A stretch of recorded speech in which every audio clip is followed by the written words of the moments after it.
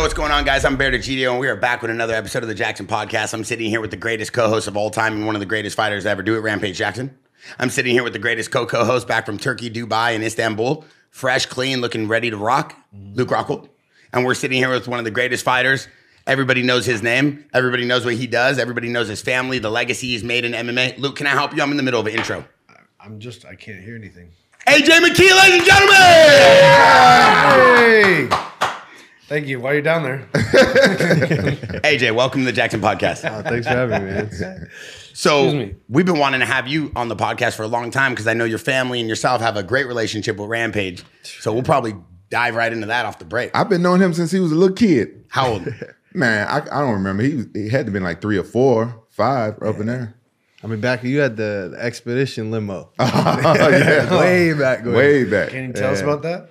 Yeah. The limo? I brought my I just want to know about Rampage and the expedition limo. There's always something good going to happen from that. I brought my first nice car from Tito Ortiz. And I changed it to a midget limo. What? Yeah, it was like you couldn't tell it was a limo from the outside, only when you got inside. I didn't stretch it. It was just a limo on the inside. Did you get any midgets in that limo? Actually, I smashed. I'm joking. I didn't get on this. You smashed before? So, AJ, I know that your family and your dad and yourself have an amazing relationship with Rampage. Also, you have an amazing gym. We've been to it, the Body Shop. Is that still your home court gym? Is that still your family gym? That's still where you do all your training? Yeah, that's the only gym. We're actually inside of Metroflex now, so it's like a kind of co-collab gym.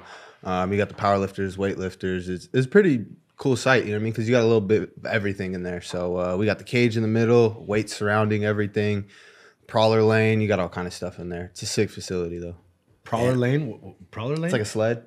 Oh, yeah. Like a sled lane where people can kind of work out, you know, when they come in the gym, Luke. Bear, you know nothing about that. Hey, Luke comes in here every morning. I got footage. He takes the sled in the middle of the office with his shirt off, sweating while the whole staff here at Jaxxon's working out. I go, Luke, if you just want to walk around with your shirt off, go ahead. That's why you got footage of it. Huh? Yeah, I go, what? Don't do that. So what is the relationship, just so the audience knows as well, because I know it's a great family relationship with your dad. His dad trained me for a lot of my fights. I actually never lost a fight training with his dad. No way. The only reason why I stopped training, because my dumb ass, I moved all the way south to Ladera Ranch. Oh, that's far. That's far. It was a dumb move. I don't even know why I even moved down there. Do you remember Rampage being in the gym when you were growing up? Oh, yeah, man. All the time as a kid. I remember we used to go to Big Bear. He'd do camps up there. You know what I mean? So that was like the first time I really got to see what a real training camp was like full-on professional athlete camp was Rampage's camps. So you've been a part of fight camps your whole life? Yeah, gym fight life is all I know. I got a 7-year-old brother just doing the exact same thing. That's crazy. Yeah. Do Yeah. you remember him being a kid at the fight camps? Yeah, I remember watching him in the gym. He'd be just sitting there watching us, and then I see him move around. And he got into wrestling, and he was doing jiu-jitsu, and I told his dad, I said, watch, that kid going to be the GOAT, watch. And he said that multiple podcasts. He's talked about you. He's talked about your family. I know you have a high respect for him and his dad. What is it about his style? What is it about his work ethic you saw in the gym that you knew he was going to be great? Well, it's just like he was born for it, and I even sparred him and stuff. You know, I don't take it 100% serious, but I be trying, and it just how you say the word effortless. Effortlessly. Well, yeah. Sound it out. Say help me out. S-U. Fuck you. Effortless with him. He's unpredictable, and you don't know what he's going to do. And I feel like I read somewhere, if you teach your kids a certain craft at 3 years old, they'll be a genius at it. And I feel like he's already a genius at it. What was it about the fight game that made you so obsessed with it? Because you would think some people would be burnt out, but it seemed like you loved it. I don't know. I always say I didn't really choose fighting. Fighting chose me. You know, before I really wanted to fight or knew what I wanted to do, I was already just in the gym. You know, I grew up wrestling, so that was my strong suit. And then jiu-jitsu was just a second nature. I could close my eyes and just grapple. And then obviously you love knocking people out, so that's what I fell in love with. But I don't know. Just overall, it's the work ethic, you know. You get to go in there even on the off days. That's one thing that I love about fighting is like you can prepare so much, but it all comes down to the 15 to 25 minutes when you walk in that cage. No matter how much preparation, what goes on, it's when you walk in that cage, who's going to show up. And for me, you know, I don't see the fans, I don't see the crowd. I just go in there, and it's like my version of art You know, besides driving fast cars, it's the only time my mind is just free. I'm not thinking. I'm in the moment acting. So it's my version of art. One thing I can't understand is how in the fuck do you kick like a heavyweight? Your little small ass. How in the I'm in the gym with him and I seen him kick, and I see it, and he's too small to be kicking that hard. Why is he too small to be kicking that hard? I ain't never seen nobody that small kick that hard. Well, like, maybe Luke ain't small though. Luke ain't small. Luke can be a 205. But you were telling me Luke don't kick hard. I didn't say that. Oh, okay. I ain't never took a kick from Luke. Never got that. Where did you learn your kicks, the mechanics of that? From your My dad. I think he learned it from. I've said his name wrong since I was a kid. I call him Miko Krokop. It's Miracle. I know. Your dad, I was since like, I was a kid, I've Miracle Krokop. Yeah, but What? Miracle Krokop. Wow. yeah. That guy? That guy. Oh, you learned your kicks from him? You Well, my trained him? dad learned it from him, and then my dad showed me. You know, he told him, he said, I kick you with left leg. He said, I send you to the hospital. I kick you right leg, you die. Damn. Classic miracle. Yeah. Did you ever train with him? Nope. Never Damn. did. Never did. So did your dad train with him, or did he do a camp with him, or how did he learn from him? Dude, my dad's trained with everybody. Anybody you could possibly think of, my dad's trained with. So he's trained majority of the people, but just being in the gym as a kid, dude, I've seen so many people come in and out of the gym. Like probably any fighter you could possibly think of has come to the gym, you know? So with that, he picked up a lot of stuff from different people, and I just kind of sat back and watched everybody, you know, take a little bit from everybody what works and their strong suits and learn it from them. Yeah, I mean, Luke, you always talk about how important it is to have like a well-rounded gym. A lot of people coming in and out. That's why you kind of throughout your career would go to different gyms. I know you're at AK when you were winning and you had the belt, and then you would take time to go to different gyms. How important is that to see like different looks, get different fighters involved? I mean, it's important to have, and it's an iron sharpens iron world. And with AK, we had so many diverse guys. We had the wrestling base of everybody from Kane and DC, and then myself, and then I mean, you had all these other guys, Mike Swick, John Fitch, all the. And then Habib came in, and Josh Thompson, Islam, and we just always had a group of guys that would always push you every day. And so if you don't have that group that's like consistently there, because people get injured, things fall off. So if you don't have a big group of people that's really sharp, you ain't gonna stay sharp. But what would you say to people that call you a gym whore? Because behind your back, that's what Bear Rampage, calls you be jumping around. Rampage. What? Rampage. You be sliding around quite a Rampage. bit. No, I don't. Rampage, you slip and slide all over That's the my place. no. You be acting like you're at Raging Waters. Dan Henderson. Not in training with as many people. Ian Henderson, Chuck Liddell. You fucked with I the never people trained you with fucked Chuck Liddell. I never trained with Chuck Liddell. And I'm not the one that called you a gym whore. Rico Rodrigo. We was all on the same team. That was like years Yeah. apart. It sounded like he's done trained with half of the damn Nah, but MMA. seriously, UK. I like to come check out the body shop sometime. Yeah. Hey. I mean, but that does have to have some sort of great connection to be training with your dad and growing up in the space. By the time you were able to come in, I mean, most likely I would assume a lot of the nerves and like the panic or the stress of being a fighter probably wears out by then, right? You've been around it for so long, probably didn't phase you. I don't even feel nerves anymore, dude. It's just like another day in the office. I think I've just been through so many fights to where it's like, let's go work. You know Man, what I let me mean? tell you, one time I was in his corner, and it was like right before his fight, he was like barely just getting dressed to warm up, and some people needed some tickets. And normally like the day of the fight, like, you know, you always give your people tickets and stuff like that. But the day of the fight, I hand the phone to somebody else, or I give them somebody else's number to deal with the tickets. Right before he got to warm up, he walks out of the arena and makes sure his people get the tickets. I'm like, bro, I think he was fighting Pitbull or something. I'm like, bro. It was the first round. Yeah. I'm like, bro, you got the biggest fight of your life. You about to fight for the belt. Why in the fuck are you worrying about tickets and getting people in? Oh, man, these are my people, man. I got to make sure they get in. And I was worried. I ain't gonna lie, because Pitbull was a big deal, and I was like, man, I'm worried about him. I don't feel like he's focused. He goes out there and knock the kid out, then submits him. Was that the featherweight Grand Prix? Yeah. The Bellator? That was 2021, right? Yeah, I think so. Dude, you guys, did you ever fight a Grand Prix? I fought. We had Strikeforce. I fought on the same night of the Grand Prix, but I was for the title. You fought in Pride Grand Prix. I fought in like two of them. I only got Those to are OG. Those are OG. Yeah, ones, talk to me about the Bellator Grand Prix. That's a crazy event. So the Bellator Grand Prix, it was 4 fights, 1 fight to get into the bracket, and then 3 fights within the tournament. So after the first round, they went through a selection. Everybody got to pick who they wanted to fight, and then the bracket was set after that. So yeah, after the first round, I knew what I wanted to do. I knew what I needed to do. And I was like, dude, I'm going in here. I'm going to go get Bellator's fastest knockout. I'm going to make a statement. And then I told everybody, I was like 4 for 4, all finishes. I'm finishing everybody. I don't care what's going to happen. And literally just went and walked through everybody. I think I finished 3 people in the first round and then one in the third. I remember that time. You know, you could see his energy. It was his focus was on. I remember that whole tournament was coming together, and it just when you have that mindset, it's pretty much undefeated. Like you just know that you're going in there and you never hesitate, never doubt, never nothing like that. You know, I thought his focus was somewhere else when he was doing that ticket shit. I could never do that. It's so relaxed. It's like it's dangerous. You know what I mean? Like. There's a couple of people like Habib was like in the back and like you're so relaxed. Some people when they're that relaxed, you know you're in that mindset when it's just you're just nothing can phase you, and that relaxation leads to those amazing experiences in the cage where you do those kind of outer body experience because you're just so relaxed you're able to flow. You feel like the new fighters, the new age, you feel like they're a different breed? I mean, they're born into MMA at a very early age. I mean, a lot of these kids now, it's like MMA was compartmentalized, and whether that could hurt you or help you, I mean, it's all. But it's showing. I mean, it's growing. Yeah. So. I mean, but you talk about being relaxed, but I remember a Pride video of you eating Kentucky Fried Chicken and Boss Ruin had to rip it out your hands before a fight. So would you compare that to being relaxed? That was hours before the fight, though. This was right before he had to warm up, is what I'm saying. But come on, KFC? Oh. I made weight.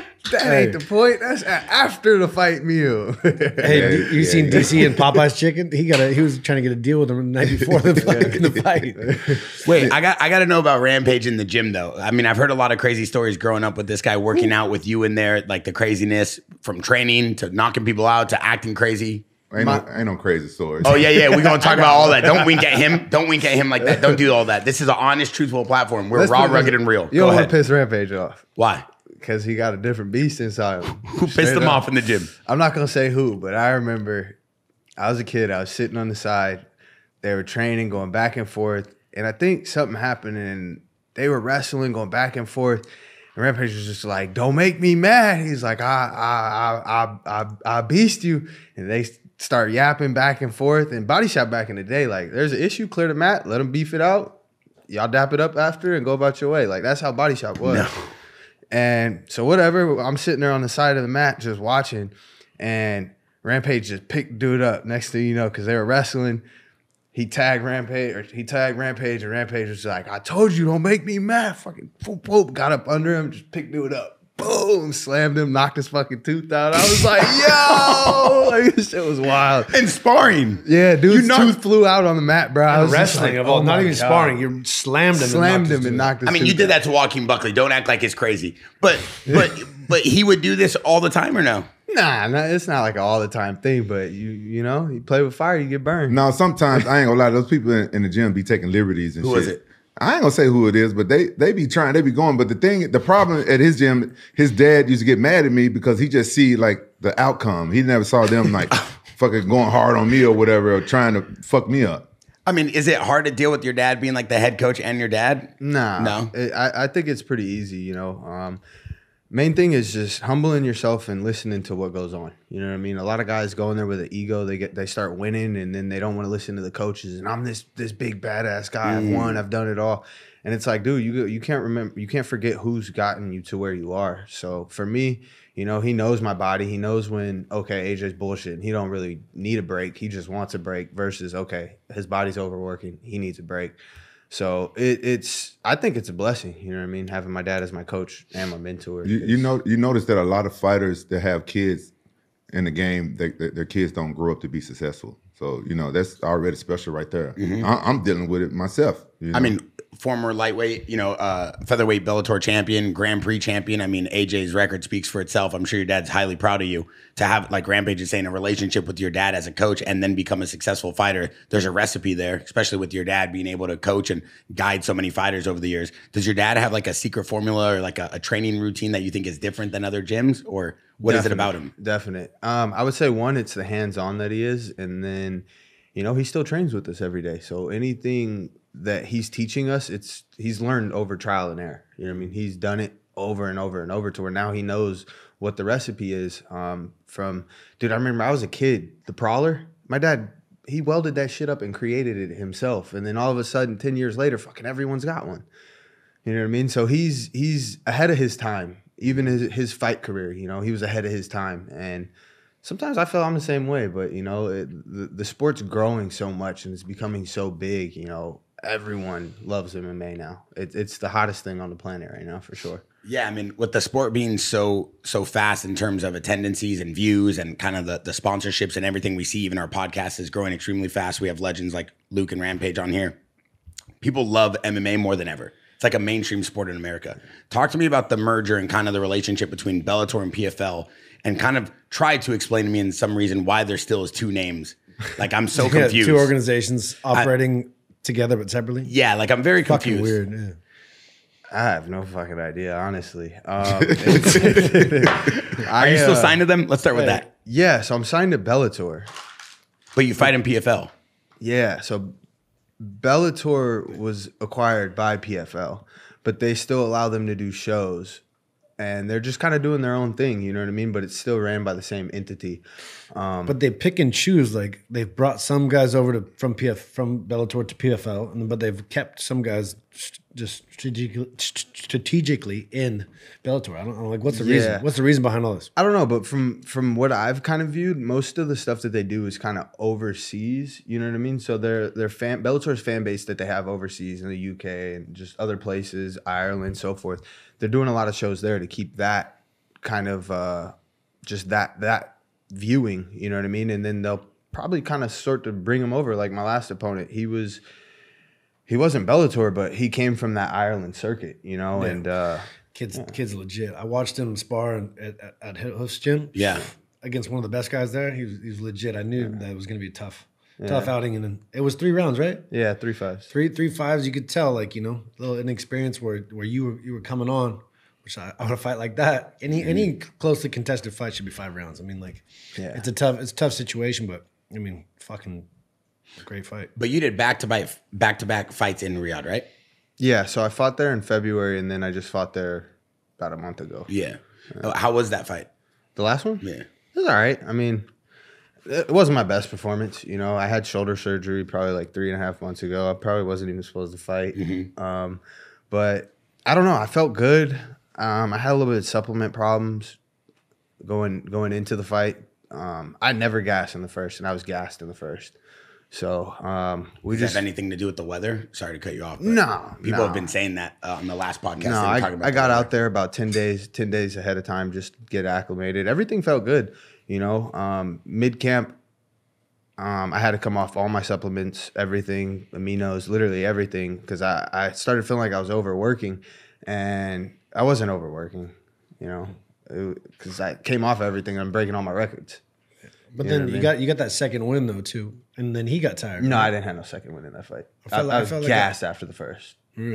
Yeah, I was done after the first. I came back after just operating on just fumes. I came back after the first, and I told my dad, I was like, "Dad, I'm done." He's like, "What?" I was like, "I feel like I did that day. Like I have nothing left." Yeah. But I was like, you know what? You lost the first. Go at least fight for the second and third. And I felt I definitely won the second, and then third, it was close. You know, the fight was too close for me to judge. You know, and obviously I'm gonna be biased because I want the win, but at the same time, you know what it is? It is what it is. I'd love to fight him again. You know, I feel 9 out of 10 fights, I'm coming home with that win. And like I said, in that moment, you got to show up for that 15 minutes. It doesn't matter what you've done that entire camp. It comes down to that 15 minutes. And that 15 minutes, I didn't show up to the best of my capability, in my opinion. But, yeah, it is what it is. That don't stop you from being the future GOAT. I want you to go to the UFC and take over. That's what I want. Yeah. You got any plans to go in there? Contractual issues I've heard. Maybe he shouldn't be talking about that right now. Yeah. Oh, okay. I don't know. Rampage is like, no, I never worry about any of that. There's a fight that I know that should be on the table that hasn't been, that you guys have trained together, but you and Pico, huh? That'll never happen. Why is That'll that? never happen. Dude, I've known I think that. that's a fight that needs to happen. I've known Pico since I was. So you We're got talking about Aaron Pico here, right? Aaron Pico. I mean, both shit, of you guys are two of the best guys in your respective division, and it's just like I understand that if you guys are still close. We've said it like I know Pico well, too. if we were to do it, we would sit down and have our own conversation first. Yeah. And we would need a very big, substantial amount of money. Because that's not going to be a nice, pretty fight. Like No, it's like yin and yang. You know what I mean? So it's gonna be a battle. Yeah, I know. That's why. Why is it that though? Is that because it's a pack, kind of like Marab and Aljo? Like you're just friends. There's no amount of money. Yeah, it's not even about money. I've known this dude since I was literally as long as I've known Rampage. Like we've been through shit that like that's my dog. You know what I mean?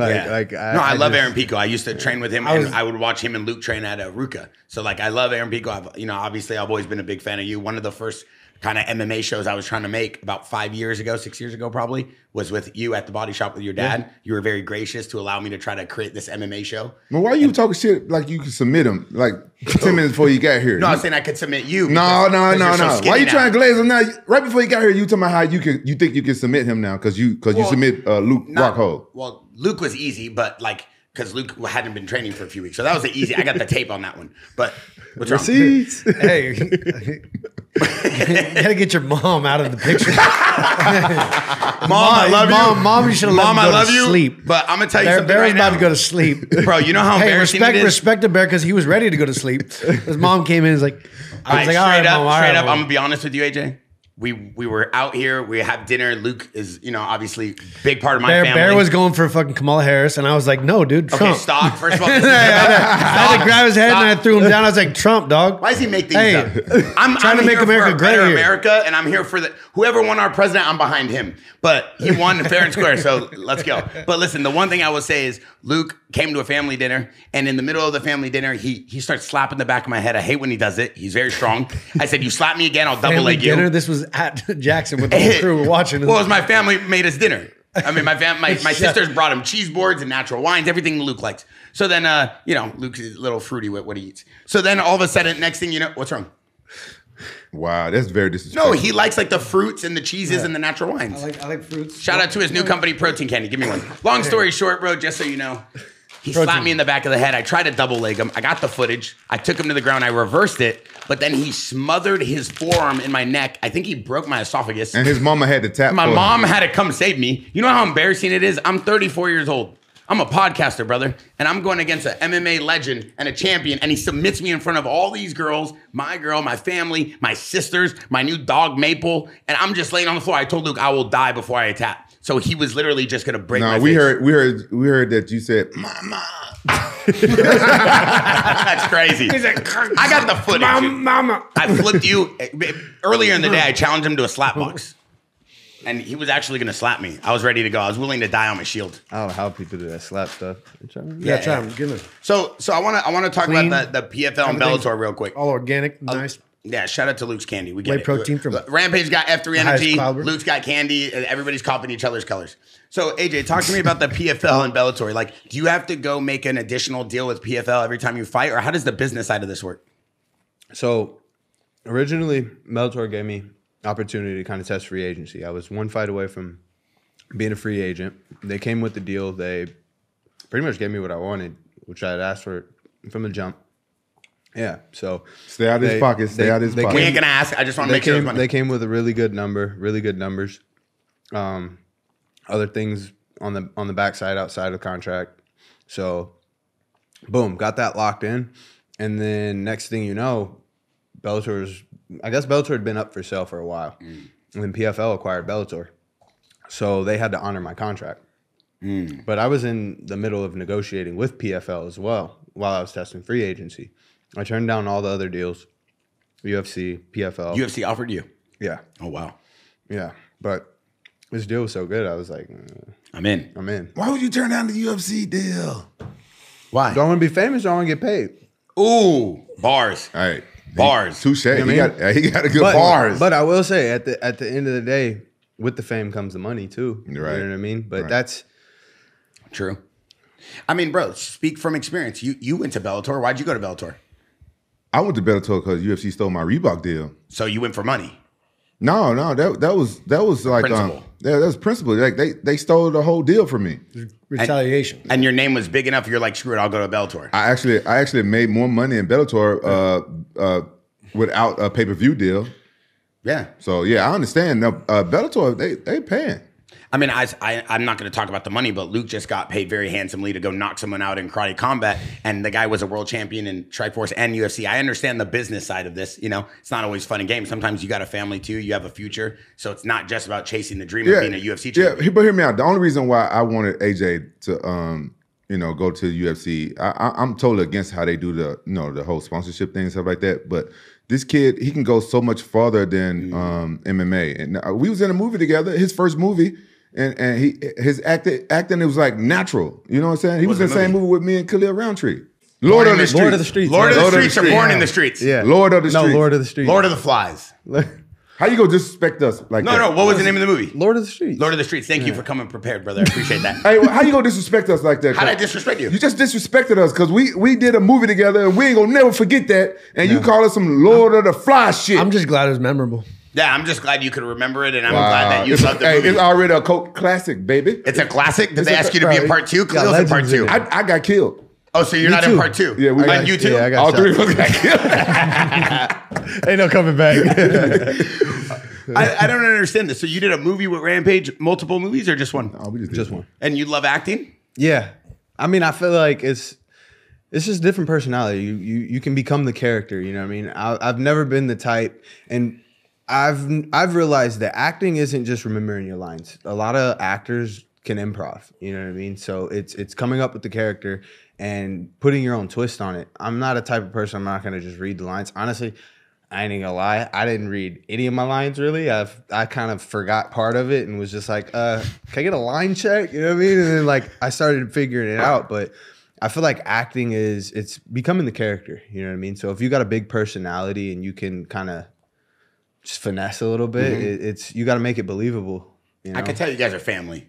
Oh yeah. I can tell you guys are real family. Oh yeah, my son loves him. My son looks up to him and stuff all the time. I'll try to get my son to hang around him as much as possible, you know. Very respectful. Your dad did a great job. Not like I'm not here to judge anybody's, parenting, but you're very respectful, very humble. First time I ever met him, I showed up with Weezus and Loco and all the boys, Zach. This was years ago. And he was very inviting and he understood like I didn't really have a good game plan. I was speaking really fast, running around like a maniac. And I was like, yo, I'm just trying to create this MMA show. He was really intrigued with what we were trying to do and really helped us. So I appreciate that. And years later, I'm glad we got to finally have you here on one that did work out. I appreciate it. Not everything works out off the break, but you got to keep going with it. Same with you guys for joining. One thing I want to talk about is fighting in Riyadh. Everybody talks about Riyadh season. I feel like Riyadh season is like 2 years long because I've just been hearing this over and over again for months. What is Riyadh season and why is it so important for MMA? I don't know. I think Riyadh season, just being in the Middle East, they're putting on some of the biggest and baddest fights, whether it's boxing, MMA, in totality. I wouldn't say it's quite the pinnacle of mixed martial arts yet, but if that's what it wants to become, I don't see why not. You know, they're putting on the biggest and baddest fights, like I said, and it's just a blessing for me to be able to go there and fight. You know, I love traveling, going to different places and being able to showcase my skill set all over the world. So I've been to so many places, but I would say Japan and Riyadh, those are my favorite top two. How you like the fans in Riyadh? I haven't really got to do much like outsourcing with the fans versus Japan, but it's different. I would say the fans in Japan are by far the best. But Riyadh, the people, just in totality, like the people are so welcoming and loving. Like I'm at the hotel, they're like, brother, like you need clothes. What do you need? You need help? Like everyone's just loving and they're like, you know what I mean? It's just a different culture, you know? And then coming from Middle Eastern background as well, it's just different. It's a part of me I never really got to explore or see. So going there and experiencing that, it's awesome. You know I got to tell you, I don't know if I ever told you, but I'm ashamed of how Japan was hating on you when you walked out in that samurai suit. You remember? So what? Wait, why were they hating on him? I was really ashamed of them because Japan, they normally like that type of stuff, right?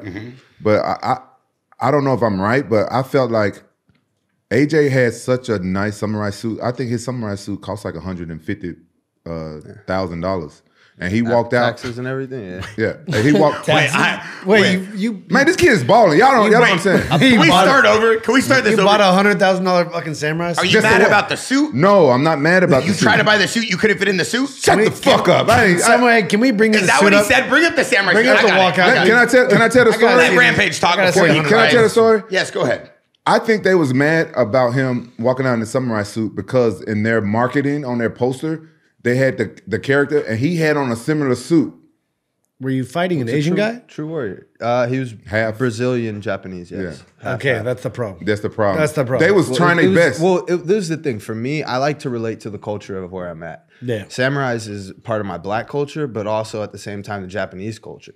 If you know true samurais, they have to have at least 1% black within them to become a true samurai. Most people don't even know that. Why is that?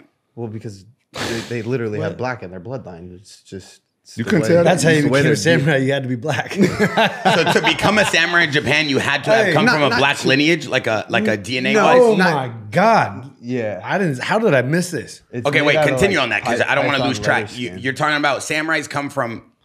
You have to have a little bit of black in you, like Like your- 1%, like you. Okay. Your you have- ethnicity. yeah, Okay. a little bit. You have to have the black in you. And a lot of Japanese people, you notice they got the nose like Rampage. Where does that come from? You can trace That's that. why- back. that's why you they can got the trace that beards back- and all Yeah, this you stuff. can trace that back to a tribe of Africa. Okay, so I'm following, I'm tracking. So I'm a where big history freak. My father and I I love big this. history I know I freaks. love this right now. But where does the samurai suit come from? Well, that's just part of my culture. Because you grew up being a samurai? No, well, yeah, I'm a warrior. Of course, but at I the know same that. time, You're one of so the best warriors we've seen. But But I'm saying this suit is a $100,000 suit. Why $150,000. $150,000. Yeah, why? well, it's Where is that suit now? at my house, in my game room. Luke bought that same sword. I just want to see this process of putting the suit on. I have it. It's a long process. It is a long process. Very long process. You recorded it, right? Did you ever so I post can, it? No. Why? That's more for like me. How about that sentimental. sword though? Was that sword? No, it's not legit? a real katana. No. But To have a real katana, you have to like go to the police and I don't know. I got a guy that can source. No, I with do. kills. I Hey, tell do. Bang my believe- line. I got a guy To be can hon- source swords with kills. Okay, we're not making. I was swords. like, I don't know if I really want that many kills. Wrong with Luke. Luke wants to make his own swords. yeah. Nah. No, but I do know that because at the time when Santo they Studio, try to get rid of all the samurais, they made them turn into swords. Right? That was a whole story about depends that. what era it's Yeah. from and so forth. Oh, well, you How watched it's the built. movie Last Samurai, huh? That's where I got that from. Yeah, yeah. I had a No, crush on that actress chick. Who? The one that Angelina Jolie. she wasn't in that movie. The Japanese woman that took care of him Halle Berry? in the house. She wasn't in that He movie. just named it people. Jennifer Aniston. No, these are all the girls he always DMs me. Like, look at this girl's page. So, all right. So, why did they get mad at him, Rampage? I felt like they was hating on him a little bit, so they tried their best. Like it was a big fight before that for him not to wear that suit. Yeah, they didn't want me to wear the helmet specifically. Why is that? So that was not from the fans. It was from the internal. Yeah, the fans loved it, The bro. fans loved The it. fans loved it. I was fans gonna loved say, it. I was The like, fans I loved don't see the fans because you making No, it was- it feel like Bro, the the fans. the fans loved him even before. Was that your first time fighting there? Yeah, first and only. Yeah, he was making it rain with like Dollar bills. with dollar bills and stuff. And the fans, look, I know a lot of Japanese Yeah, people. nah. I know ones, dog. I know a lot of Japanese people there, and they was telling me that on Japanese eBay, his fucking dollar bills was going for like $100 motherfucking dollars and shit. Yeah, legit. Because I signed him. So I signed like I think it was 200 of the $1 bills, and then I think I threw like 400 or 500. And you were throwing those out while you were wearing the samurai suit?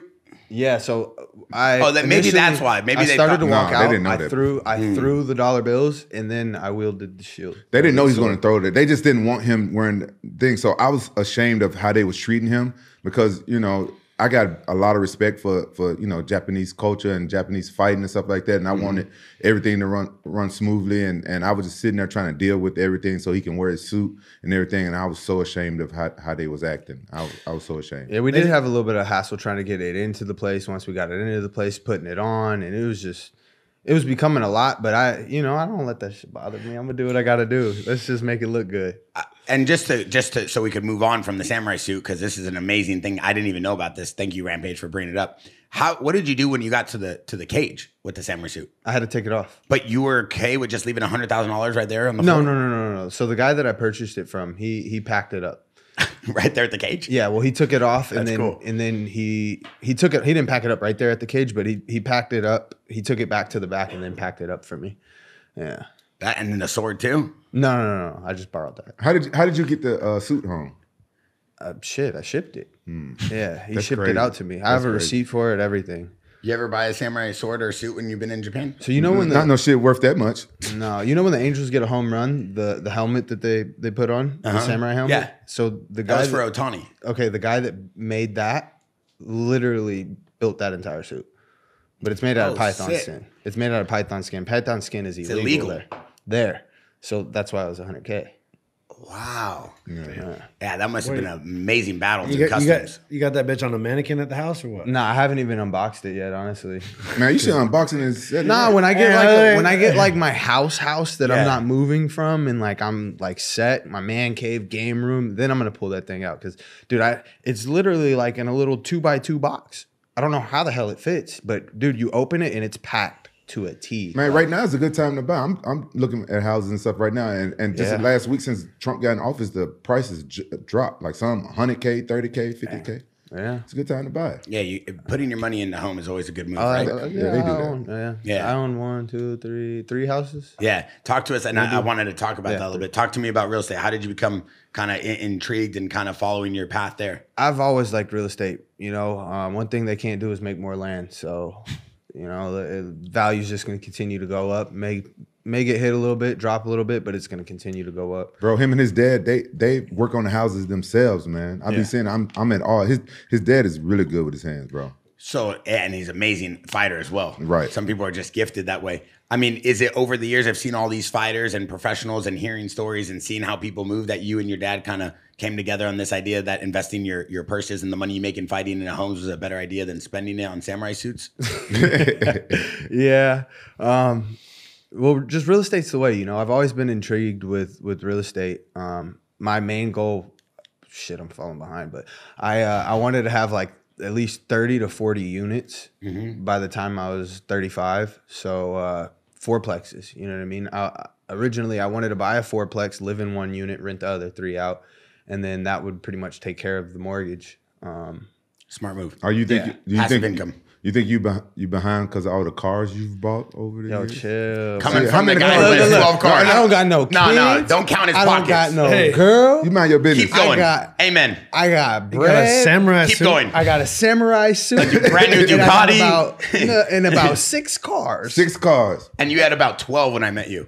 So don't talk about cars. And you had about 15 homes. You had about 4 girls, 2 Vietnamese Thai shop tabs, 1 airline first class ticket to Japan on repeat every other week. So let's not talk about cars. No, I didn't have aspirations of being in real estate till his dad started talking to me about it. But you know, I think you already have your 30. Man, this guy got a Corvette, got like what, 1,000 fucking horsepower? Or something? Nah. My vet's got 800. I got 1,000 plus CTSV, a 93 Mach 4 Supra, 1,000 horse, 700 horsepower CRX all-wheel drive, about a 500 horsepower S2000. So you like cars. Yeah, I fuck with How did you cars. get into cars? God, you guys are like identical people now that I'm hearing your whole story. I don't know. I can kind of relate it to like fighting. It's the only time like everything else doesn't matter except like what I'm doing. You know what I mean? Music can be playing. I could just be zoned out, focused on me, the road, the person next to me. So in the basically, car. you're saying how fast you're going Yeah. in some way, shape, or form. From Yeah, pretty fighting much. to motorcycles to cars. I mean, Yeah. you I mean, shouldn't it's be like- talking either. You have a car that's louder than like the Luke's truck makes so much noise. I It's know. like Yeah, a but circus. think I had to save him from the cops. He ran but from the he's- cops. He's hitting. I bet your neighbors hate you, Yeah, bro. bro. First week he moved to Orange County. He ran from the cops. The cops called me. You got to come get this guy. I show up. I go, Luke, what are you doing? He goes, hands up like this. He goes, Bear, is this real? I go, yes, Luke. Get on the floor. Saying this, he thought he was getting punked. He's like, where's Ashton Kutcher? I go, bro, that show's been deleted for 10 years. Newport Beach don't fuck around. Nah. We saved him though. Seal So either. you saved a bunch of money. Obviously, the passive income is an amazing game. I've been seeing you're investing, and that's always a smart move because it pays for itself and it helps you build equity. You keep flipping one house into another. Same thing. My dad taught me the same move, and I see Rampage buying real estate. Luke is doing the same thing. So people are obviously now becoming more equipped, more financially like adequate with their money. How is it that you look at the next couple of years of your kind of trajectory of where you want to fight, who you want to fight for, how much money you want to make? You have a game plan for that? Because I see the PFL Bellator are kind of figuring out who they're going to be giving money to now. I don't know. I've always said, 100 mil was my goal. Floyd did it, so why can't I do it? Especially with mixed martial arts superseding boxing. Like nobody really is intrigued with boxing unless it's Jake Paul. You know what I mean? Jake Paul, Tyson's fighting like that. You know, that's one of the highest pinnacles of boxing that you can get to versus a young up and comer that's already got a following doing it. So I think with the broadcasting and viewing that mixed martial arts have, just being able to be a draw, you know, you got to be able to be a draw. So I think my style of fighting it's entertaining, you know, especially now that people are really starting to appreciate all aspects of mixed martial arts. If you're pulling off sick triangles, guillotines, whatever it is, they like it, you know, versus before people just knock them the fuck out. That's all they want to see. Versus now they actually appreciate the art aspect of it. So Do you a guys, little more education. do you guys feel that right now? Do you think MMA is superseding boxing? It's been for a while. I think boxing is trying to make a comeback with you know, what they're doing over in Riyadh now. That what's his name? Turk Artur, Turkey. He what? Can't just start saying the word turkey and saying you gotta. If you don't know, they say you say respectfully. Respectfully, Turkey. Yeah. He's like making boxers fight each other that they normally wouldn't fight, right? So that's kind of bringing it up a little bit, but it's going to be hard to beat MMA because, you know, it's more knockouts, it's more exciting. Like a lot of times boxers, you know, they got a 12-round fight, so they're going to take a couple rounds off if they think they're winning. Like MMA, you don't typically see that much, you know. yeah. You take a break and fight in MMA, you end up getting knocked out. Yeah, but still, I mean, it's like MMA is bigger, but boxing paychecks are still what they are. Look at Francis jumped over and he makes, you know, he's got a $40 million contract. But It's an established sport. You know, it's an established sport, but it's like, it's the sport is compartmentalized and everyone's trying to fight to be like, you know, you got the PFL, you got Bellator, you got the UFC. Everyone's just like trying to, you know, skim and scrape around. But here's the thing that people don't understand. It's only the main event that makes that type of money. Like the rest of the card, MMA make more than them a lot of times. A lot of times, those I heard what boxers make, and they be on those big cards, right? Say they're the first fight out and stuff like that. Some of them, they make like 400,000, 500,000. But then the main event in boxing, they'll make more than a main event in UFC, which is a problem. What's John Jones making? What is he making? At least $8 million? Jake Paul's getting 40 mil. Mike Tyson's getting 20, and those are guaranteed. Yeah, those are guaranteed numbers. Right. Then I guarantee Stipe's not getting more than 2 mil. Right, that's what I'm talking 2 about. 2 mil at most for Stipe, the best heavyweight of all time. He probably ain't even getting 2 mil. Maybe not even 2. I mean, Charles Oliveira is only getting 900 guaranteed. It's fucking bullshit. Y'all proving my point. No, I'm with you. I'm with you on this one. The main event. Rampage, I'm with you on this one for the first Yeah, time. the main event for them. Yeah, the main event for UFC is getting way less than the main event for boxing. Yeah. That's both ways. Yeah, but the undercard in the UFC is probably making more than a lot of the boxing undercard stuff. Who gives a fuck about the undercard? Okay. I mean, let's see. You can't win with You this. got to earn your way to the You top. can't win with Yeah, him. you gotta be Let him say what he touche. wants to say. Touche. You got to be a premier fighter to get paid real money. That's straight up. Were you making more money in Strikeforce or UFC? Oh, in the UFC. I mean, like, But you were a champion in both. Yeah, but I mean, like, I was making good money. So it also depends on your platform. I fought Jacare off of a 5-5 contract. I was 5-5, and then I went off for like 2 years. Like 5,000 or 500? 5,000. No way. Stop. In Strikeforce? Bro, I was in Strikeforce. I came from the Challenger Series. Time out. Slow down for the audience. Slow down for the audience. They might not know what that just meant. You're telling me in Strikeforce, you were fighting Jacare for 5-5. That means you get paid. No. I fought Jacare for 25 and 50 and 25 or something crazy. But I made over 100 grand for that fight. But I came from my fight with... Wait, time out. This is Paul not Bradley. something you can just speed over. This is crazy. Slow down. He's crazy right now. So listen, you're telling me when you fought Jacare in UFC or Strikeforce? When I fought Jacare in Strikeforce, okay. After they redid my contract, right before I was about to sign that deal because they were selling to the UFC. But I came from Strikeforce Challengers and I fought Paul Bradley. My last fight was against Paul Bradley 19 months before I fought Jacare, and I fought him for 5-5. Wow. That's craziness. That's crazy talk. So yeah, I can't wait for MMA to start making the same type of money for the main event guys, but you got to go through the the lower levels to get to the main event. And those guys, they're making a lot more money than a lot of boxers. You'd be surprised, but the big name boxers, yeah, they're killing us. The main events, they're killing us. Yeah. Well, I mean, you talk about the fight purses. You obviously have a very successful career. How old are you? 29. 29. And at your age, Grand Prix, you won $1 million. You've won multiple, fights. Why you in his pocket, man? Man, stay the fuck out of his fucking pocket, man. But you could talk about his cars, his homes. I ain't how saying many units. I ain't saying about how much money he got. I ain't saying about how much money he got. Don't be putting his business out there. How much money he making? How much you pay for those new rims you just got? What you talking about? on your LinkedIn now. Lexonic gave me that for free. What was the brand that gave you those? Lexonic. You pay for them? No, not one. Nice? Not one nice red cent. Are they nice? Oh, is that why you're wearing a red hat? You vote for Trump? Exactly. So you sign a Bellator, you go win $1 million, you go win a belt, you get paid money, you have all the opportunity to go anywhere you want. So I'm just trying to make a point here. You had a clean slate at that point. Great reputation, great record, champion, won the $1 million, Grand Prix winner. You can go anywhere you want in the world. You obviously chose to go back to Bellator, PFL, or whatnot because of the amount of money they gave you compared to all the other organizations. So if we were to take his situation compared to Luke's and many other fighters, it's not like the UFC is going to give him even more money because he's a champion. Imagine what happens to a guy who doesn't even have his pedigree going into the UFC. They're getting these 5-5 deals. They're getting an even worse deal, but they're choosing to go to that platform or that organization because they feel they can make a bigger name. When you get to a point at his career, just like how you did, these fighters have the opportunity now because of these other organizations, as long as they stay around, to go wherever they want to make as much money as they want. But I do agree with the fact that, like Luke said, getting 5-5, that's like absurd. Like that's $10,000. That was years ago. This was back in the day, man. Everyone was getting I was one of the better paid guys on the Challenger Series, and in the UFC, I mean, they were doing fucking 5-5, 10-10 contracts. You got locked in to the Ultimate Fighter show. You were on a 10-10 contract for 10 fights.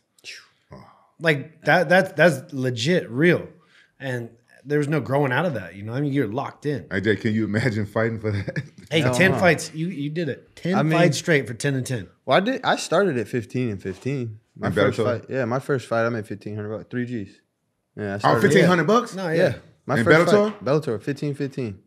Yeah. See? But after you pay your trainers, your nutritionists, your bills, all those hours and months and weeks training, I mean, you're left with nothing. He's got his dad. But Was yeah, his coach. his dad does. No, I know. I'm just saying for I mean, fighters in general, like it's very hard for them to then get to that next level. They got to go where the money. But you went to Bellator right out of amateurs though, right? Yeah. He went straight there. So that's normal. That's normal though. He had to prove himself, but you didn't stay there long though at 15-15. No, I signed a 4-fight deal, and then I signed, I think it was like a 6 or an 8-fight deal. Damn, I never signed it. I never signed That many? No. Yeah. I think the most I've ever signed was 5 fights. Who was that with? Probably with Pride and UFC. I never would sign over 5 fights. But and I don't want to be funny right now or count pockets. I'm just trying to get a perspective. Like when you did a pay-per-view deal with Chuck, I mean, it's on the internet. You got paid 10 million, 8 million, 12 million, something crazy. I just remember 7 million. Okay, so something crazy like that. In today's time, they don't even have the opportunity to make that type of pay-per-view points because of the way the splits work. No, It's reverted back. It's revert. Yeah, I mean, they took control and they just understood the leverage they had. Back in the day, it was like it was unique. No, I got lucky. I got lucky. Those events were like hard to come by. Getting stars like that to make something happen. No, I got lucky because I've told the story before, but the UFC bought WFA to get my contract, and they had to honor my contract. And WFA, they was kind of like, fucking with me a little bit. They gave me a crazy pay-per-view deal, knowing that they wasn't going to do pay-per-view. And the promoter of WFA, he was my manager before. So he had to step down as my manager to become the promoter. So he knew exactly what would make me happy. So he doubled the most money I ever made in purse and gave me this crazy pay-per-view deals. And by the time the UFC realized it, they fucking snuck and changed my shit. But now not that many people making money on pay-per-view no more because of pirating and shit. And the only people was streaming. People was making money on pay-per-view was Conor McGregor and Ronda Rousey. I don't know anybody else that was making crazy pay-per-view money. Do they offer you pay-per-view points at Bellator? No. Tyron Woodley was making money. He got on all the biggest Conor cards. For real. Tyron Woodley. He piggybacked off the biggest cards. So And then ran boxing and did with Jake. Yeah, I know. So bring me up on PFL and Bellator. How does the pay-per-view money and how does the points work there? Do they give it to you? No, I'm not in on any of that. Really? No. Even when you were fighting for the belt? Doesn't matter at all. I haven't fought for a title. Yeah, that was the reason why I moved up to 55s, because originally I was at 45s. And then I was like, no more title fights or nothing at 45s. All right, I'm going to go up to 55s. Yeah, but when you had the Bellator belt. That was at 45s. Yeah, and then I lost it. But they didn't give you You any didn't lose that pay-per-view fight. points. Fuck that. Yeah, I don't think you lost You that didn't fight. lose that fucking fight. Yeah, I'm with you on that No, one. no, and I'm not even equipped to be telling people who won or lost a fight, but I can tell you didn't lose that. I could be a fucking judge. I'm qualified qualified to be a fucking judge. You are qualified, but let's not go I that agree far. with that 100%. I think that if you've never fought before, you shouldn't be able to be a judge. So shut the fuck up. I did. I said I was quiet. I could be a judge. I'm gonna tell you something about this. Listen, he was a fucking champ, and you got to beat the champ to be the champ. And Pitbull did not beat him in that fight. So I was fucking pissed. I was more upset than he was for that one. That slogan right there rings true to so many fighters who have been on this podcast. Do you believe that a champion to lose the belt has to fully be beaten? Like Rampage, you brought that up so many times that a champion, you have to beat the champ to 100%. If it's questionable and it's close, the champ always wins. That's how it is in boxing, right? Yeah, he's been there. He's earned it. There's a reason he's the champ. You got to beat the champ. But I think that they was kind of upset with you because, you know what I'm saying, you're a firecracker, you say what the fuck you want. And honestly, this is my own opinion. You're a firecracker. He said what the fuck he want to say. What were you saying that was pissing off PFL or Bellator? It's Bellator. Well, now it's PFL. Well, yeah. You don't want to read that. I don't want to. No. But I didn't mean it in like a harmful way. Do we not want to talk about it? I felt like, I mean, I don't mind talking about it. Like it is what They it is. dissolved the company. It was more so like, well, first of all, you don't interview somebody fucking when they're 2 pounds away from weight, cutting 20 plus pounds. It's bullshit. You know what I mean? Why is that? And I'm an honest person because I'm going to give you my honest opinion and how I feel. So, And shit gets a lot more honest when you're down to weight. Gotta let it get a lot You more be fucking hangry. short. Hangry. Yeah. So That's how you be around right when you come in here, huh? Yeah, Right I when you're fast training. every day. I'm hangry every You day. come in here a little moody. I go, everybody leave Rampage alone. So him what talk. happens? They interviewed you? yeah, no. So it was an aerial interview. And next thing you know, the question came up. It's like, so what's up? It's like UFC. And I was like, no, like I'm comfortable where I'm at, but yeah, it's inevitable that I'll own a UFC title. And I didn't mean it as like, oh, I'm getting ready to finish fighting out my contract. I'm going to the UFC. Like, but looking back as I can see how it looks, and that don't look good. You know what I mean? Especially when this company's taking care of me. This is where I've been. They've built me into who I am. So I understand it, but shit. Still was no L. Yeah, but I understand what you're saying. But at the end of the day, like it's our livelihood and stuff out there on the line, and our life on the line, and everything. And they should be fair. I don't know what judges they had for that fight, but I felt like because Pitbull, he was the former champion, that they thought since the fight was close that they can give the belt back to him. But if you go back and watch that fight, the champion won that fight. And I was really upset about that. I was really pissed. Where are you at right now though with Bellator or with PFL? Well, my next fight was gonna be a title shot. So I was supposed to fight Usman. Now I have no idea. What Usman he talking about? It was more Khabib. Nurmagomedov. Yeah, Khabib's cousin. Khabib's. Tough. Oh, he got a Very cousin tough. named Usman? Yeah. Does he look like Kamaru Usman? No. He look nothing like him? No. They're not twinning or nothing? He looks a little more like me. Oh, damn. He look like you? No, not at close. He's not your height or weight. And he No, doesn't like have a your little- bone structure. What's his So what are you full talking about? name? Was that the Usman gayest thing I've ever Nurmagomedov. heard? Why? He don't doesn't know have what your you're bone talking structure. You're a very dense bone structure. You're shaped like abominable Ah, snowman. man, the Like, No, Russians like are he's a thick younger like that, version. I don't know. The boys used to always like say that he's just like who's you, the the boys? style. Wait. Well, who's the boys? Habib and Islam and the boys. They were before boys? they brought Usman in. Yeah, that's his boy. So you supposed to fight The Usman? boys. Yeah. My My nigga Runoff. What's his name? My nigga's Nurmagomedov. Can't say that. What did you call him? Habib Nurmagomedov. Well, how you say? No, he said Usman. Usman is like they're all family. Are They're they- all family. They're all from It's literally Dagestan. his cousin. That's really his cousin. Dagestan gangsters. They grew up together. Yes. Wrestling Bears. Wrestling Bears. Oh, he was wrestling. And Thug so, life. so he's a wrestler. He's a good wrestler. That guy. He's good. Yeah. He's a good wrestler. He's a good wrestler. Good all around. Jiu-jitsu, he's well-rounded. You trained with him before, haven't you? Yeah. Oh, I knew it. Here I it knew goes. He wants to do. Okay. Anything else you want to get off your chest since we're already at it? Go ahead. I know you've been waiting for this one. How good is he? Tell us. I grew up the Dagestan gangsters. I grew up with them. Oh, here he goes. You wanted my nigga Runoff? You ever been to Dagestan? I've never, but the boys. Stop calling them the boys. Damn it. They told me they'd show me a good time. You see what I got to do it? You see, he goes on a trip with Craig Jones one time, and now everybody's his boy. Yeah. It's a little interesting, huh, Rampage? That's very interesting. How would he do against him, Luke, since you know both I fighters? mean, I think that'd be a great fight. Good. That was a respectable Yeah, answer. that's I'd very, be an amazing fight. But both very well-rounded, diverse styles. It's going to be a fucking fight back and forth. It's going to be. I agree. That's something that would be very interesting to see. 100% AJ. I put the house on him. I bet everything on AJ. Yep, 100%. 100%. Especially AJ. if they've trained with don't, Luke. Don't fight no more fights injured, bro. Now I know. How about the Irish kid? He's going to fight him next. Nah, he's not ready for him. Who's not ready for who? Usman. I think Usman's a little bit. I mean, he's tough. The kid's tough, but Usman's. He'll finish him.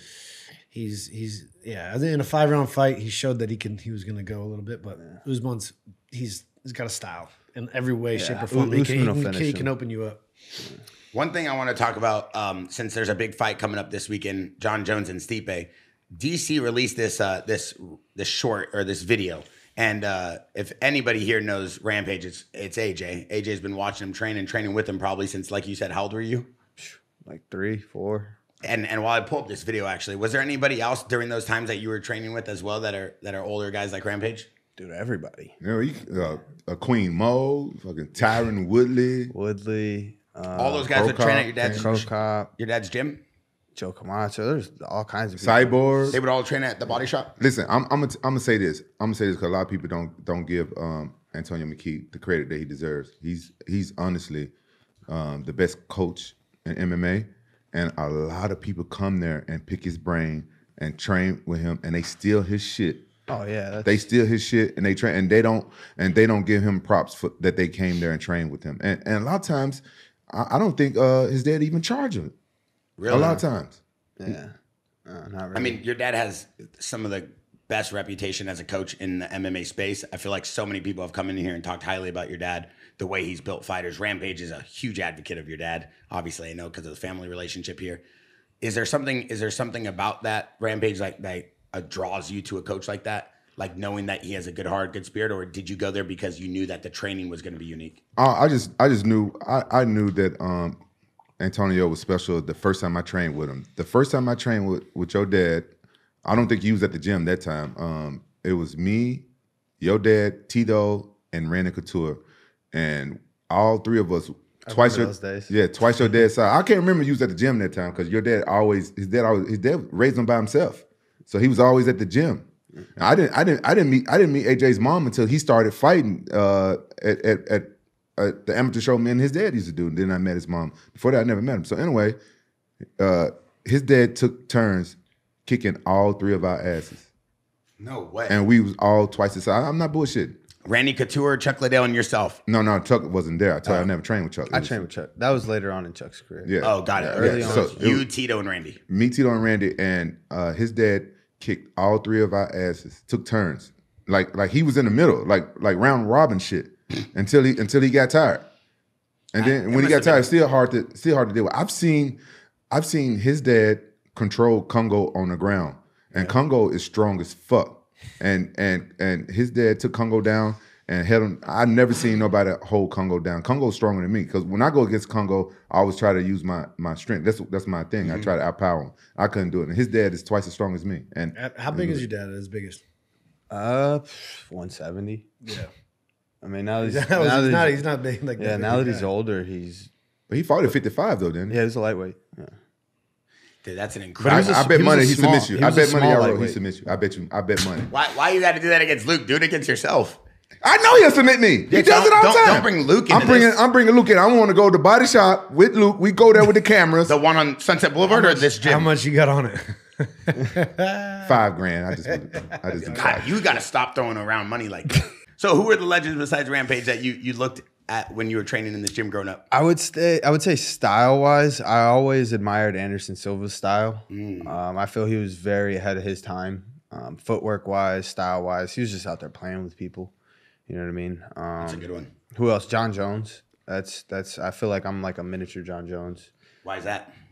Just styles. You know, we're willing to play on the feet, but if we don't like how it's going, we always take you down. Yeah, I feel like my jiu-jitsu is probably a little bit better though. You think you have better jiu-jitsu than John Jones?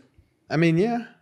I think he's just. I feel like those bigger weight guys, they don't really need it, but his control is all he needs. You know, he just controls people and beats them up. Hey, we haven't really had to see his jiu-jitsu. that was disrespectful that you even asked him that after he said his jiu-jitsu was better than John Jones. Yeah. You owe him an apology. When you looked at him, it's very condescending. You looked at him and you said, "Oh, you think your jiu-jitsu better than John Jones?" No, I was making no. Fuck all that. Fuck that Anderson or excuse. John Jones. I didn't know fuck which guy that he shit. was talking about. Fuck your excuses. You give him an apology right now, bro. Listen, I respectfully, truthfully, honestly, and humbly do respectfully apologize for anything Rampage said bad, and I would never let him do that to you. Right? Is that what you want me to say, Shirley Temple? I think the whole point of this thing. Oh yeah. Let's bring this up. Let's bring right up here. this. We get to this is about jujitsu. John Jones does not like the opportunities he has with Tom Aspinall, and that's just straight up. It's like with Alex Pereira, straightforward match. You take him down, you get him. Choke him out. You know, he's the perfect match to beat him. So yeah, he's gonna dismiss Aspinall because Let's hear what DC has to say about the fight. John Jones back in the day. Rampage had to fight John Jones back in the day. Those guys were big names that fought him as the young guy that was the champion. Facts, so. And he made a name off of all those legends. So that by the time I got to him, he was a legend. Hey, pause it right quick. Yeah, Pause it. Let me say something. Can we just Hold on. Rampage, go ahead. I'm gonna tell you though. I didn't think about this, but he was right. I remember when I was training for John Jones up in Big Bear and shit like that, and people asking me, "Who you fighting?" I'm like, "I'm fighting John Jones." Nobody knew who the fuck he was back then. Really? Yeah. Yeah, and that's why I was so overly confident. He's fucking right. I didn't think about that when I was fighting John Jones. Nobody knew who the fuck he was.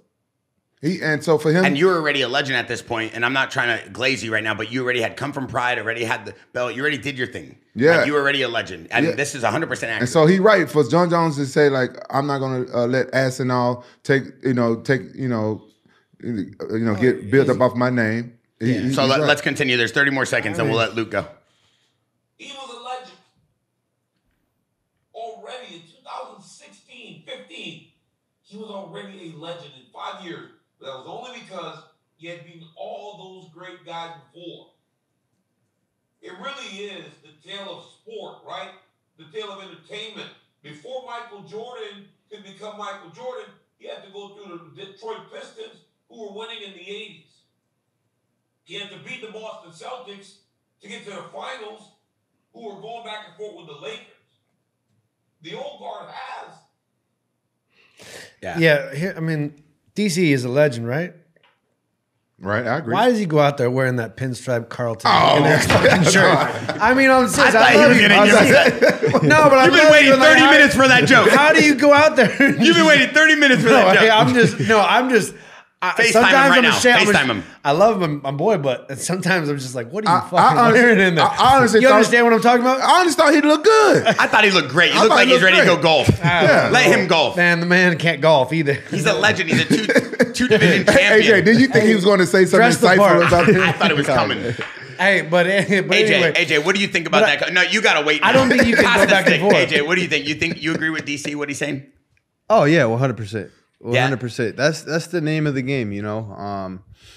It's the young up and comer always against the old vet, you know what I mean? And they usually have a gatekeeper who tests it out, and then you kind of continue to climb the ranks until you get to the top. He's right. MMA always have a gatekeeper, but Barry, he has a gatekeeper. I ain't fighting, brother. I ain't fighting. I think I'm staying behind. there's that a lot. gate. I ain't I think fighting. there's a lot dude. behind what John Jones, why he wants to fight Alex Pereira. Alex Pereira is the bigger fight. Stop. Alex What did you just Alex say about Pereira me? is the money fight.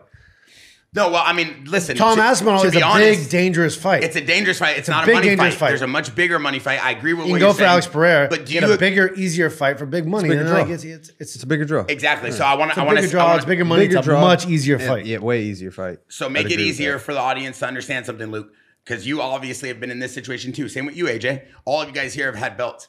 Do you believe that the money fight with Aspinall and John Jones is not as big as Alex and John Jones? Because both of them are wanted by the audience and the fans of MMA. Not even close. Nah, not even close. fucking close. It Pierre would fighting Jones is quadruple. literally. What? Pereira Pereira versus Even Jones would go crazy. Yeah. Hey, in your opinion, Quadruple that fight. in your opinion, how you think John? It's an easy fight for Jones. I know that, Whoa. but Whoa, no, whoa, whoa, whoa, no. He didn't let me finish. I agree with him on that. Bro, just take him down.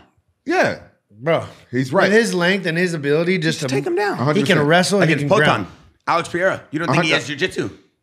I mean, You're talking about John Jones, bro. bro. Come on. No, I'm asking about John Jones versus Aspinall. How you think that fight would go, though? That's gonna be a good fight. That's gonna be a good fight, but I think Jones comes out victorious. Yeah. What is it that the MMA community, like say guys like myself, we've never fought, but we love fighting, been around it. What is it that you think attracts them to the fact that this young guy who hasn't maybe fought the names that John Jones has fought, but is big, explosive, powerful, can move on his feet, great jiu-jitsu, great hands. What is it that you think attracts them to want to see him fight John Jones over Aspinall or over Alex Pereira fighting John Jones? I would say the entertainment aspect of it. Pereira's knocking out people left and right, and it's some of the most entertaining fighters from Izzy to just every fight. You know what I mean? They're bangers. So with a guy like John Jones in front of him, who is just flawless every time with his wins, can Pierre catch him? That's the question. People are going to want to see him catch him because they've seen him. Okay, he's knocking people out, but I mean, I love how you call him Pierre. Dude, I'm horrible with names. Pierre. Me too. Yeah. I'm horrible with names. Pierre, Hey, Alex. I'll just call him Pereira's. He's got this level of invincibility. Pereira. He looks the part. It's just like the fighter of all fighters. Yeah. He does. He does look at. 100%. I think that's why the UFC fell in love with him, just because he looks like a fucking killer. Scary looking, He's dude. a scary looking. I say if he gets his wrestling, I don't know how bad or good his wrestling is because I haven't seen many people take him down. I don't think it makes a difference. Look at what the hell Jones did to DC, dude. And that's an Olympic level wrestler. No, I'm not talking about him. I'm not talking about him versus Jones. I think that Alex Pereira, he's going to have to train like wrestling for another like 5 years to keep Jones off him. But I'm saying, if he gets his wrestling on point, I think that heavyweight it'd be hard for anybody to touch him though. Oh yeah, and he's bigger. Because John Jones, he's going to retire. John Jones, he's about to retire. Yeah, and he wants to retire off a win, off a big fight. After Stipe. So he's like Stipe. Now he's considering coming back for another one, but he's going to avoid Aspinall and go straight for Pereira, which is obviously in the eyes of being the heavyweight champion, you should fight the interim champion, right. Not go back down and pull up Pereira because but at the same time, if I'm champ, I'm like fuck. So teach me. I want to go out. I want to go out on the biggest fight possible. You're talking about a double, like a 2 million pay-per-view. Yeah. So if that isn't a thing anymore, you're selling fucking crazy numbers. So teach me this. It's gonna be the biggest fight in history. So if Aspinall is the interim champion, You said Aspinall. Yeah, it was Tom Aspinall. Put some respect on his name. that's what I said. If he's is he the interim champion? Who's the champion?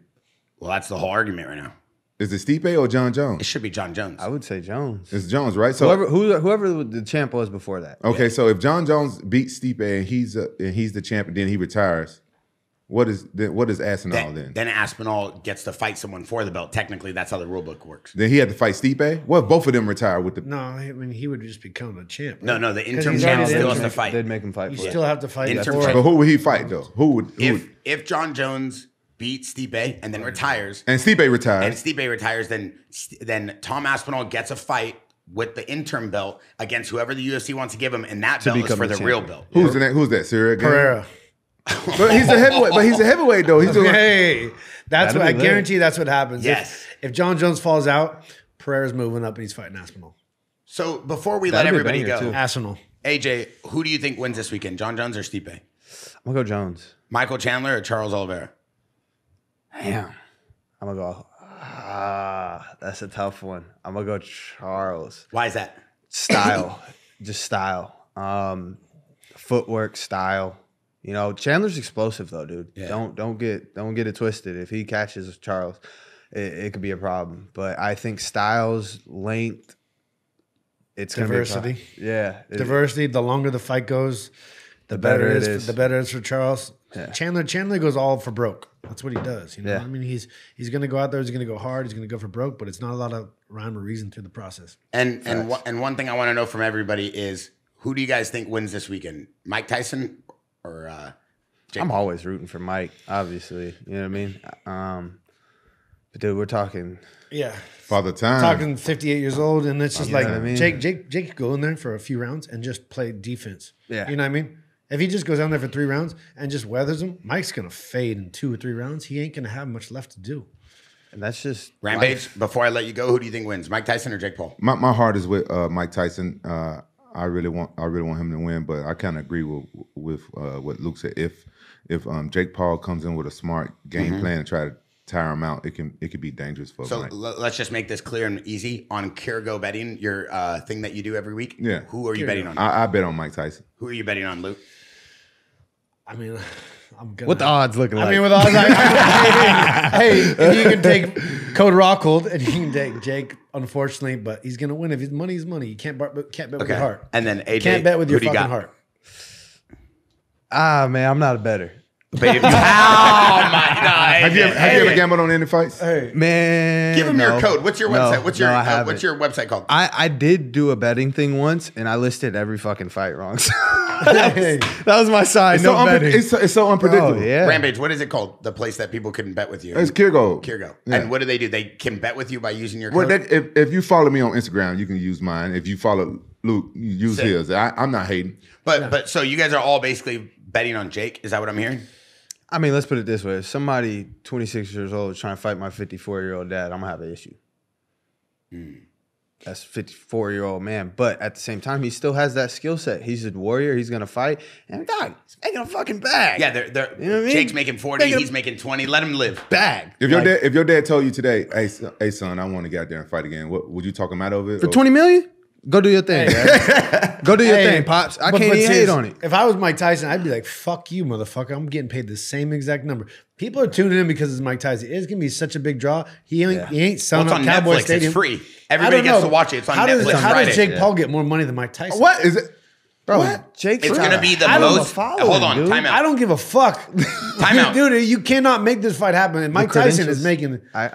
We Dude, need to it's make like sure the you audience can't- understands what you're saying though, because it's a big thing that Yeah, no one gets. the I don't biggest get thing it. is like, His okay, entire free. legacy It's on Paul Netflix. built this Jake moment. Paul, Yeah, I Jake Paul understand is it. free on Netflix, but you ain't gonna get this magnitude of a fight. You ain't gonna get to Cowboy Stadium. You ain't gonna become that much bigger of a star unless Tyson. Mike Tyson agrees to this No, fight. no. I Mike agree. Tyson could have leveraged himself more, I believe. What's the split? What's No, the split? I agree You with say you. 40-20? I'm not. Yeah, it's 40-20, but I think we're missing the point here. That's what I was trying to say. I agree that Mike Tyson's the reason why the draw's here. I'm saying that the way this is put together, it's on Netflix. It's supposed to be free because Netflix is doing a partnership with WWE as well. This is their first attempt at a live like broadcasting event, like a fight, just how like HBO and Showtime and all these organizations had it. Because next year they're going into boxing, MMA, jiu-jitsu. They're going after the streaming services like Flow Grappling and Rumble TV and all this nonsense. And a lot of these bigger companies are using this. So they gave Jake a bigger split for a longer deal because they know maybe Mike can only do one. And then Jake has to do multiple fights. He has Nikisa, an amazing manager. Their team is set up for success because they have Ash Silv. They have all the, Amanda Serrano. All these people are set up to do multiple fights so Netflix can build out their own like fight You still programming. friends with Jake? Yeah, I love Jake. How come you didn't ask him for tickets so we all could win? I got a suite. I'm going to be going. You're gonna be there? Yeah. That's Oh, fucked cool. up, Coming man. with Why? you. No. Why, you wanted to go? Yeah, if I knew you had a suite. Hey, Oh. we're sitting here, Cole and Coco. Yeah. They get nothing. This your first time hearing about it, I huh? was like, hey, No, I was gonna fight on the card, but I didn't do it. Like at least like I was invite me, golfing bring with me. them and they called him. They said, Luke, you want to fight him versus Paulo Costa? And I said, I don't know about that. Let's wait. Let's figure it out. Let's get you the most money. Hey, how does Netflix? That's a no. That's a cap. That's a cap. But He's I did cap- get he's another capping, huh? fight. No, they called him when we were golfing. They offered you money to fight on the Jake Paul card. They did. Yeah, They did. Not So Paul, what's cap? not Paul Costa, but it Oh, was I don't like, know. Maybe it was. They offer you. Yeah, but no, I got a fight. It was like 6 weeks notice against a good boxer, and it was just I was coming off a back injury. It's like fuck, they're trying to Yeah. set you up. It's like, Yeah. bro, you gotta give me some time. Give me 10, 12 weeks, Yeah. and we're fighting. This is my first boxing match for 8 rounds. It's like, come on. They offer you a bag though. It was all right. It was all right, but I'm obviously if I win that fight, then I'm in line for the big bag. How does Netflix make money off this? If it's So Netflix makes billions of dollars a year. They're a publicly traded company, and they have to make sure that their subscriber count doesn't go down. So by them putting together these live events that are also going to be free, that used to be paid, they're hoping people that do subscribe don't unsubscribe, and they get new subscribers to come in to then elevate the growth and the value of what Netflix is. It's one of the greatest moves because they already have a built-in audience. So all the fighters, everybody's going to make money. They do this right, they're putting a lot of people out of business. And That's you have to subscribe to watch the fight, right? Yeah. So, dude, that's a move. and you still pay your monthly subscription. Listen, I want to tell you, first of all, thank you for coming on the Jaxxon podcast. No, thank you for having me. The most requested guest. We've been waiting all year for this. The Jaxxon podcast Discord has been going nuts. They said, this is like Rampage's brother. Why isn't he on the show? I said, well, Rampage is hard to get a hold of. His schedule's tough. And I said, AJ, I'm going to have to do this for no, myself. AJ, he's busy these days, man. I'm the one who reached Yeah, out. he's busy. I'm the one who reached out. AJ said he don't got no girlfriend and stuff right now, but I be hearing different. Yeah, I'm the one who reached Yeah. out. I got Oh, you have no girlfriends? I heard he got like 5 girls chasing him everywhere he go. Like No, stalkers. he didn't say everything. plural, dog. Just take it easy. Wait, he has 5 girlfriends. He got 5 girlfriends. How do you balance a schedule with training 3 times a day and having 5 girlfriends? I don't. What are their names, Rampage? I go to the gym, car shop, snowboarding. Why do you name them that in your phone book? Because it's only like literally. You I'm name them here. gym, car No. shop. Yeah, he got one called Pizza Hut. Do you like Asian girls too, like Rampage? I actually never talked to an Asian girl before. You never talked to an Asian girl before? Nah. Hey, once you go Asian, you don't go back Caucasian. Have you ever been out with him before I let you go? Have you ever been out with him, like to the club? Yeah. Does he really pull chicks? Actually, the first time I made it rain was because of Rip. Man, who? I made it. Oh, Yeah, yeah. you remember that? Yeah. Hey, I was swear, addicted to that shit. Making it rain, like seeing it be rained down, like having it rain down on you, and then being on the other side and making it rain, it's a completely different view, bro. This shit is crazy. Yeah, it's You crazy. should never let it rain on you unless you're a girl. Yeah. Well, I don't know where this. But like, you just around it. You just around it. Yeah, you in Come a out strip club, like everybody throwing money. Like you can see what it look like when people throwing money. Like you know, They don't got no flavor. They don't Versus, know, bro. like, You I gotta don't got teach no them. flavor. You don't got no throwing flavor. I don't got no flavor. Have you ever made it rain? I don't got no flavor. Have you ever made it rain? I don't got no flavor. Have you ever made it rain? Thank you. You look like a bottle of sriracha. You got enough flavor, brother. Settle down. Anything else you want to add? Anything we need to know about upcoming fight? Something going on? Nah, there's nothing in the books right now. Oh, are we giving him some gifts? Here, bring me those. We got you the brand new Jaxxon duffel bag and the brand new top and bottom sweatpant. We wanted to make sure you got it before Rampage. This is for the friends and family only. We're not selling these. It's only for the fighters, the team, the skaters. It was designed with our team, Rampage, Luke, Ryan Sick. Sheckler, P-Rod, Twitch. We wanted to make sure you were the first to get this. So this thank is for you. you, as well as the new JX1. Did you get it? We got Yes, you the new sir. iced out one Iced before out, Rampage. baby. Yeah. Hey, shout out your Instagram. AJ McKee 101, one and the only. Damn, one. Bear. What happened? You got no flavor. Okay. AJ McKee 101. Yes, sir. All right. All right, hey, this is the Jaxxon Podcast. This is AJ McKee. This is Rampage Jaxxon and Luke Rockhold. Let's see what he got. This is the brand new top and bottom sweatpant for the friends and family. Bro, the packaging is where it's at. Yeah, we wanted to make sure all the athletes here in the team get we some don't of the fuck best around stuff. packaging. We do not. Luke said, I need better packaging than my Dior. I said, hold up, Luke. So you got the brand new vintage Jaxxon hoodie, and Hey. it's Jaxxon House Newport Beach edition. So it's very special. It's for our friends and family only. Hell You, yeah, you don't thank sell this bro. stuff? We don't sell any of this. This is gas. How come I don't got none of this shit? We wanted to make sure AJ and Luke got it before you. That's low key racist. No, you just been a little moody this week. Look at that. How that folds down. Yeah. Jesus Christ. Perfect for storage. Those are the new sweatpants. That's the new duffel bag when you travel. Oh, that's sick. Yeah. Oh, you like it, Rampage? We'll make sure you get some. No, I don't even want none now. Look at that. Hey, you I'm can- kidding. Hey, we have Rampage's fire. box inside. No. All right, cool. What you have the 4XLs, right? The special made ones. Wow. What? Wow. Not for you. Wow. For someone else. Not for you. I know you're a slim fit medium now. Check out this Oh, color. this is a sick ass bag. Check out this you can color, put- though. Oh. You can put your samurai suit in that thing.